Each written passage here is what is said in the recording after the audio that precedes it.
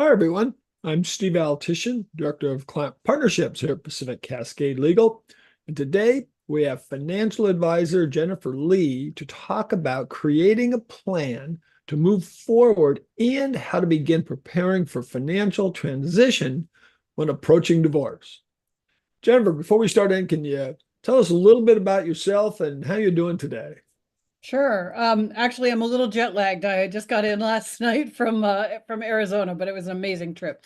Um, so I'm an advisor. I've been an advisor, gosh, 29 years now. Came into the business. I would maybe even say I've been an advisor since I was maybe five because I used to go to my dad's office and go on appointments with him from a little kid.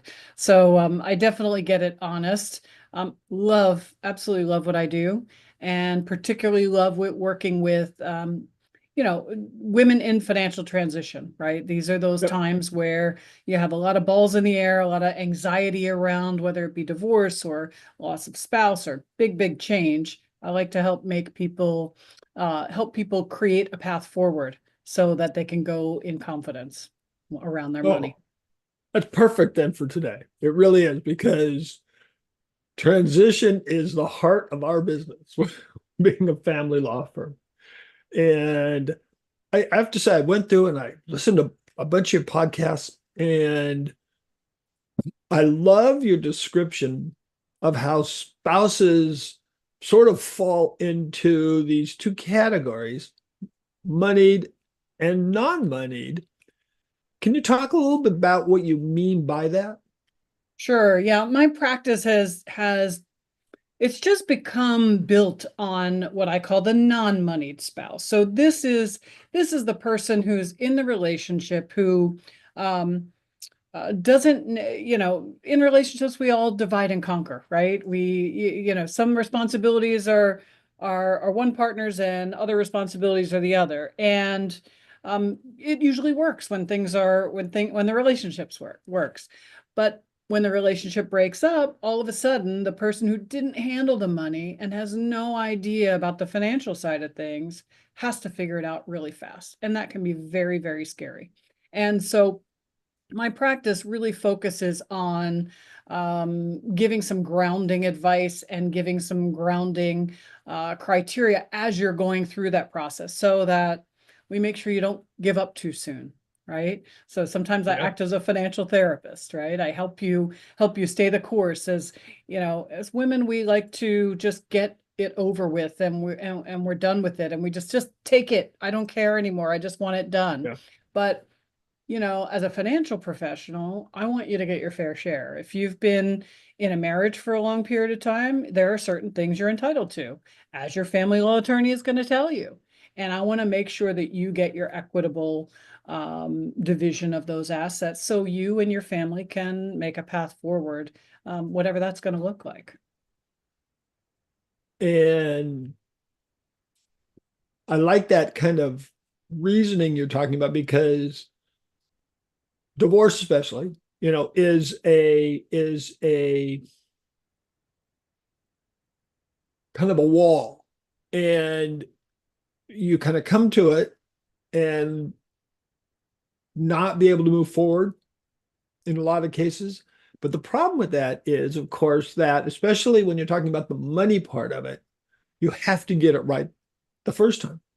You can go in and you can modify your family, parenting plan, and you can modify your support, but you can't modify the money. You can't modify that distribution of property. And so I love that, the other thing that you do is you want to start with these non-money people, especially early, because divorce, if you're not moneyed, can really present a big problem. And what are some of those problems that you see with some of your clients when you're coming in and they don't, like you said, don't know anything? But I don't think it's because they're dumb. And a lot of people think No, that they think it's because they're dumb. absolutely. And it's a barrier to entry, right? And it's a Yep. it's a fear. It's false evidence appearing real. These are not a non-moneyed person is not an imbecile. It's a person who's intelligent, certainly capable, but just has never had the experience and exposure to these topics. I was a young kid and I was taught about money early, Yeah. right? I'm like a unicorn when it comes to, females in their 50s around money. There's not that many who are happy to talk about money in the corner of a cocktail party. That's me. Okay. Like I it's a like little that. nerdy. It's fine. I'll accept who I am.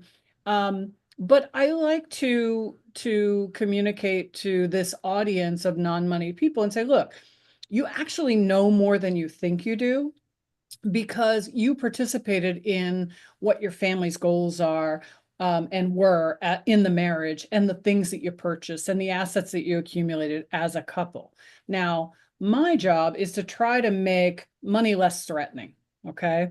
So I break it down to financial planning is simple. And when I'm in a room of non-moneyed people, they go, yeah, yeah, yeah, right. But here it is. Okay.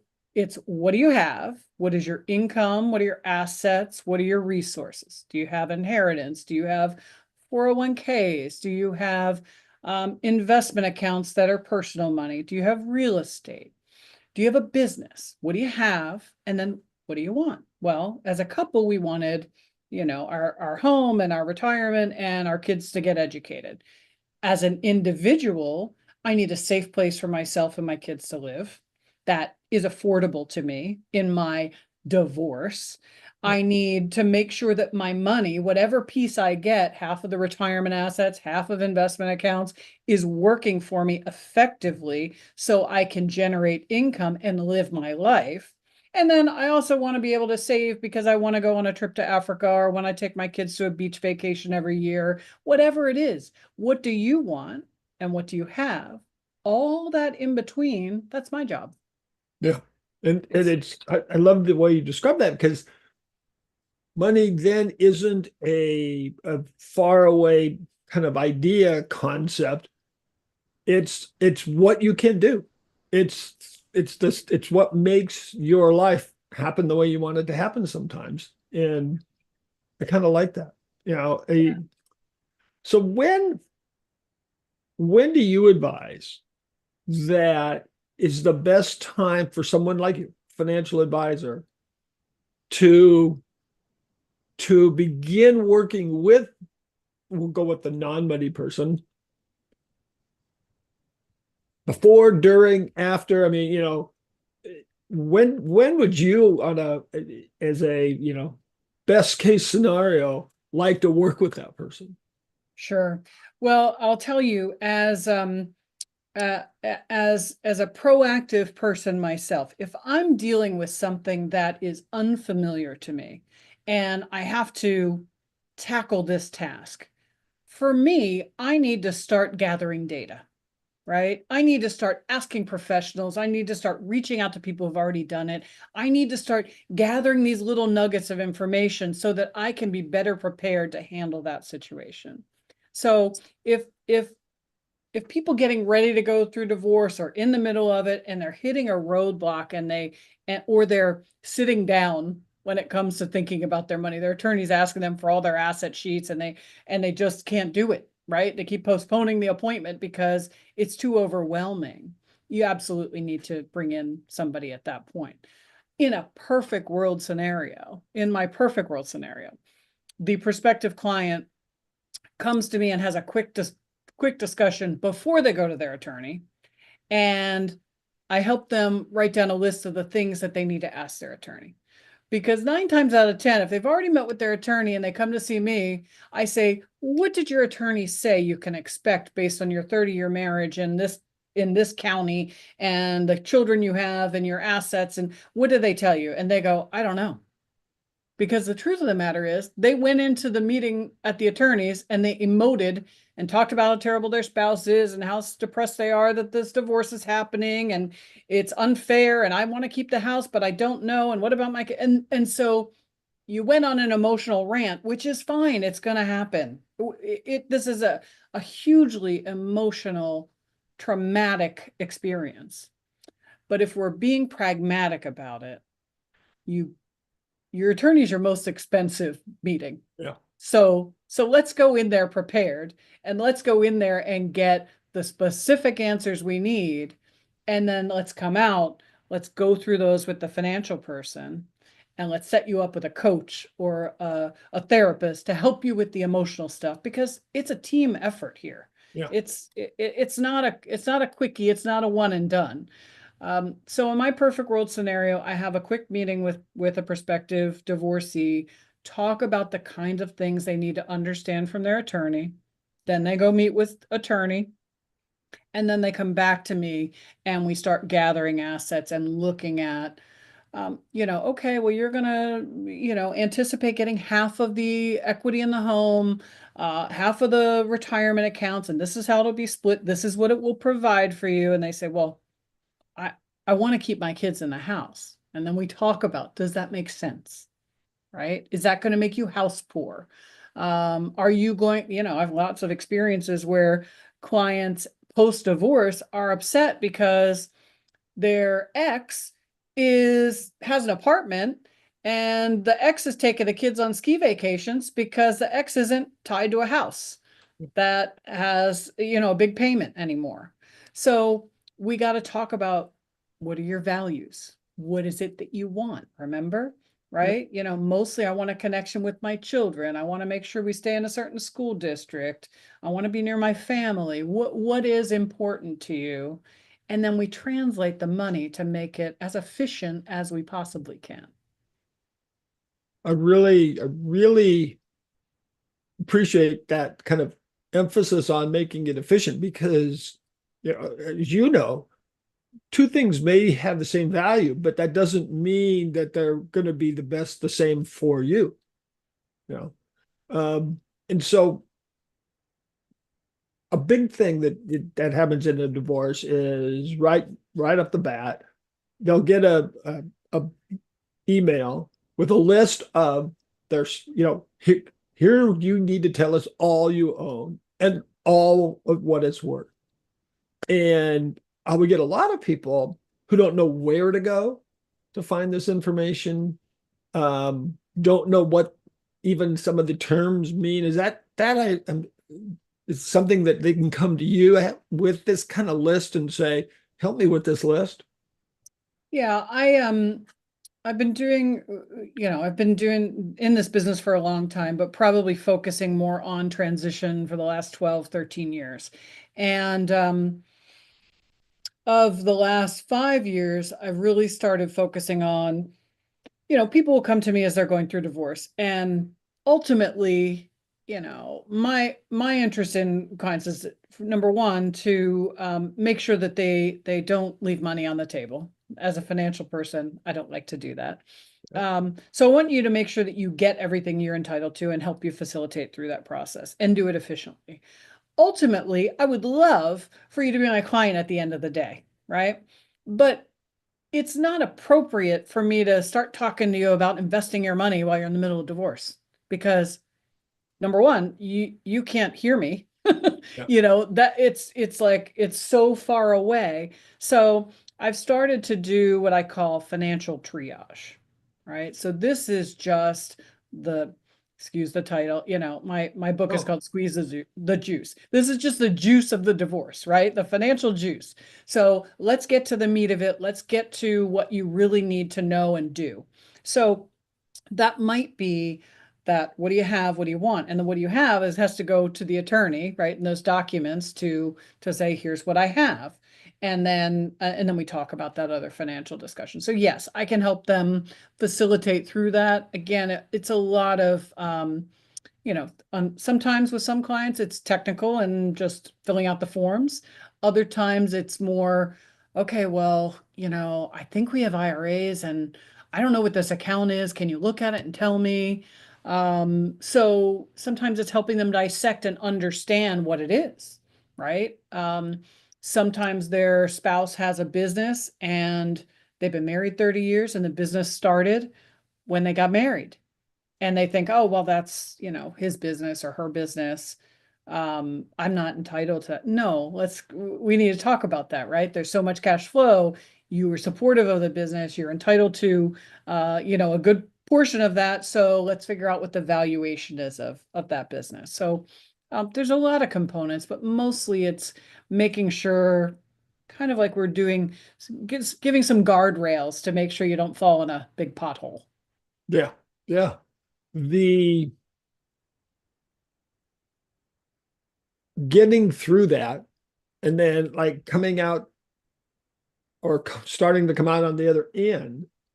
Um, we've had lots of clients who get, you know, a fair amount or some amount, but don't know what to do with it because again, they were kind of the non-moneyed people. And it seems like they're most vulnerable there. And this is where I think, some of the stuff I was listening to you about, I really, really thought was cool. And, kind of like, what is it you want? And I think you termed money as a tool, not, no, is it it's a tool, it's not the goal, you Yeah. know. And if you could talk a little bit about why, how that you think that works, and then how you help your client kind of then now set up for a future if they don't even know necessarily what they want their future to be. Yeah. So, there are some basic financial concepts that I really go through with every client, no matter how much their assets are, no matter where they are. And it's the first one we talked about. The second one is what is your discretionary number? So we look at what's your income or your assets coming in, what are your have to pay expenses, and then what's left. Um, and narrowing that down and being able to see that helps you then to say, okay, my discretionary number is $2,000 a month. I can either spend $500 at Costco and save $1,000 each month for my retirement, or I can go away for a long weekend with my girlfriends and spend the whole budget, right? So it's your choice. Or you could buy shoes, or you could have a Starbucks fetish. I don't know. Everybody has their thing. And it's not for me to tell you what you should or shouldn't or can or can't do. It's for me to help identify what you have as a resource and then help you understand what we can make that money do if you desire, right? So you tell me what you want. I'm going to tell you how we make those dollars most efficient. So I talk about money being a tool because to me, yeah, I mean, cash is, it's great to pile up money and invest and save and all these things, but really it's about what is it going to do for you, right? Yeah. It's about your lifestyle, where you're going to live, what's it going to provide for you. So oftentimes people will come out of divorce and they'll have this chunk of money and they'll say, oh, if in a really good scenario, they're like, I have $3 million. Now what am I going to do? Okay, well, if you live in California and your cost of living, it costs you 100 and some $1,000s a year to live, you got $3 million. Let's use a number of 4%. So you got $120,000 that this money can generate, right? So 4% of that asset kicks out money, right? It's a machine. So I use the analogy of a machine.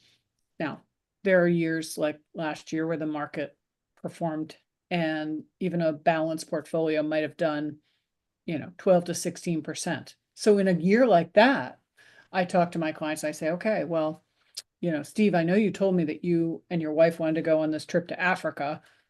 And since the year did really well, maybe we should trim that off and we'll put it aside so that next year or the year after you have that money. We don't have to worry about the market, right? We know we can take 4% off of this asset without damaging the machine, but now that we can trim a little off the top. So Well, my job is to kind of figure out how to invest your assets so that one, we protect the principal. Two, we provide income if that's what you need. And then three, typically three is the growth factor. Now, if I have a 30-year-old who has a ton of money and is super aggressive, growth might be first. yeah. But for most people, it's don't lose my money. Make sure I have income to provide for my lifestyle and what I want. And then after that, let's grow the money, right? The provide for my lifestyle and what I want. saw two or three things when you were talking, and you mentioned a love letter, Yeah, and I thought to myself, well, hold it. You tell your client to write a love letter, and I didn't understand that until I kind of listened more. But can you kind of talk about what that love letter is, and how or why you came up with that? sure. That's a great question. I love talking about this. The way I look at this is if right now, you think about the people who are in your life. Maybe it's your kids, maybe it's your spouse, maybe it's your parent, maybe it's your niece or nephew in my case, maybe it's your business partner. And this is the last conversation you can have with them. Okay, it's a phone call. You got to tell them everything. What do they need to know? And if you pause for a minute, that's a terrifyingly large amount of information. Okay. Yeah. So if it's your spouse or your kids, here are the assets we have. Here are the trusted people in my life. Here's my accountant. Here's my attorney. Here's my advisor. These are the people I trust. Um, this is what the people who've contributed to my life mean to me. Right? This is part of your legacy, right? Your individual legacy, your personal legacy, what you've contributed to people. What did they mean to you, right? So, um, and you're communicating your values.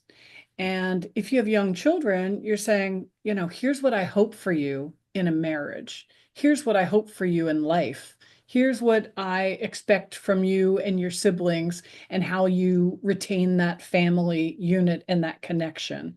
Um, you might talk about travel and exploration. You might talk about contributing to community. It's whatever your essence is, it's communicating that story to those people that you love, and it's taking care of your people. So this in my book, I start by talking about my dad's love letter. So I mentioned earlier he was a financial advisor, and so I've been around life insurance and money and all these things all my life. It's just been part of the conversation. But my dad was a yellow legal pad guy, right? So he was a old school advisor. Everything came on a yellow legal pad, and he was a planner, but he didn't structure his love letter per se on paper. And unfortunately, he was diagnosed with a brain, a pretty serious brain tumor on a Friday. Um, Went to the emergency room. He's a very type A personality. He was in the Rotary meeting at 7:30 in the morning on Friday, and his arm just didn't feel right. And so he stayed the whole meeting. He left the meeting. He drove back to his office. He Googled his symptoms. He called a few doctor clients, and they're like, go to the emergency room. So he drove himself to the emergency room. Again, type A, don't recommend this. Um, and I guess the emergency room thought maybe he's having a stroke, so they gave him an aspirin. So when they found out that he had a brain tumor, the surgeon came in and said, Mr. Lee, we can't operate on you for a week. And my mom says, well, we were supposed to go on a family vacation on Sunday. And he says, go. So our entire family went on our regular family vacation. Of course, this was a very cathartic and intense experience, right? So the first morning of our family vacation, my sister knocks on my door at 6 a.m. and she says, do you want to come on the deck? And I said, why? What time is it and why? And she said, it's 6 a.m. and dad says you slept long enough. We need to have a family meeting. And so he delivered his family love letter in person, right? I like it. He told us you know, who he wanted to sing at his funeral, who he wanted to give a eulogy, what people had meant to him in his life. He told us not to ever let my mother pull out her Visa card, when we're together. So, it was a pretty intense experience. So I like to we had the opportunity to hear those things, right? Not everybody, you could get hit by a bus and never be able to communicate those things. Yep. So I love to talk to people about taking care of their people. And in a way, that's writing your family love letter. Here's what our life insurance is. Here's what you should do if It I'm not it here. it, it kind of feels to me like here's this because I want that. Here's this because I want that. I want that, but there's not a here's this. And that's where, you can come in. I mean, you can help that financial part of what they Mhm. want to do. But it just seems really cool to me.